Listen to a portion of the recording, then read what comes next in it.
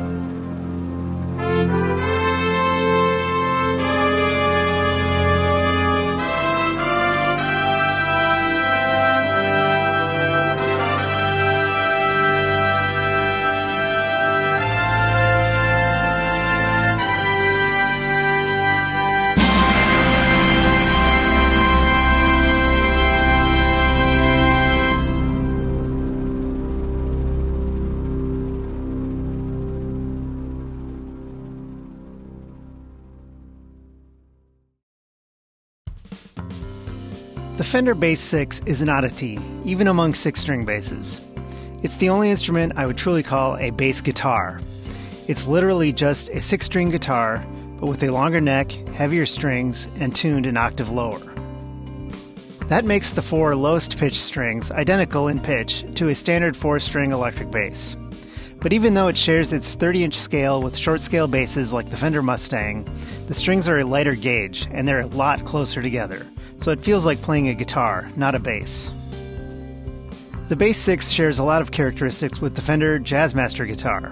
It has a similar body shape and an extremely similar bridge, including an optional tremolo bar, which, as with the Jazzmaster, I probably won't use much.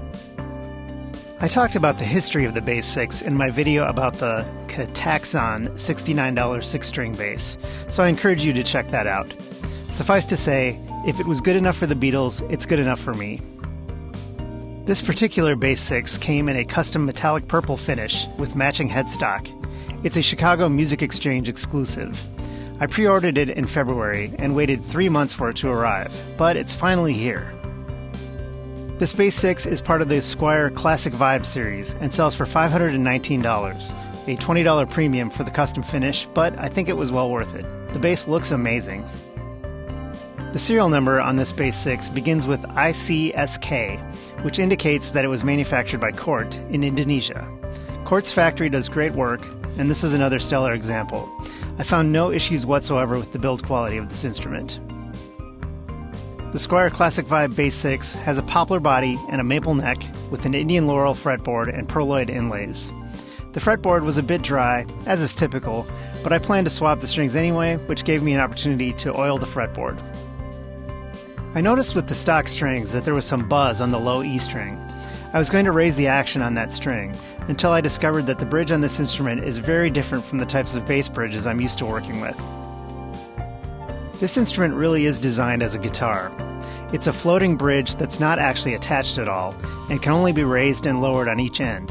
The height of the individual strings is not adjustable. The instrument came set up well otherwise, no intonation issues that I could detect, and it feels great to play, even with the glossy neck. I prefer a satin finish. If I were to play this on stage, I might sweat enough for the gloss to be a problem, but I plan to mainly use this instrument for home recording, so it should be fine. I swapped on a set of String Joy Bass VI strings, gauged 24 to 90, slightly heavier on the low end than the stock strings, which are 24 to 84. The heavier low E string created enough extra tension to eliminate the buzz, but it also may demand a truss rod adjustment, as I noticed the action is a bit higher after the change. It's still easy to play though.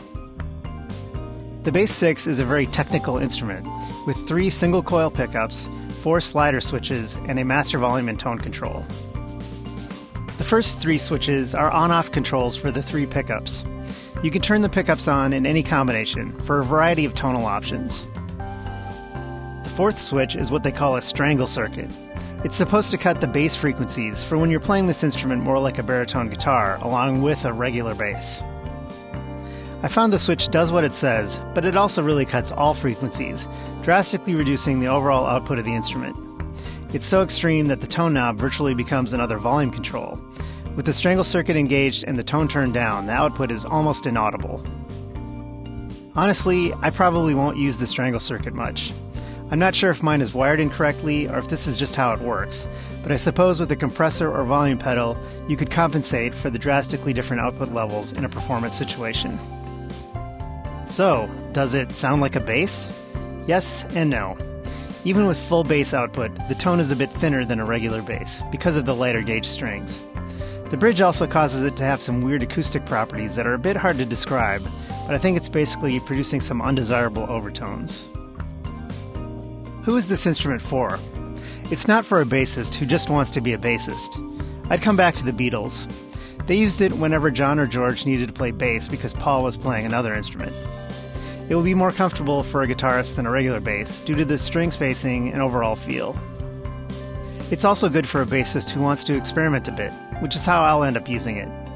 The higher strings allow for the option of playing chords in a way that isn't possible on a bass. They really do sound like a guitar, so you essentially have a guitar and a bass in one package.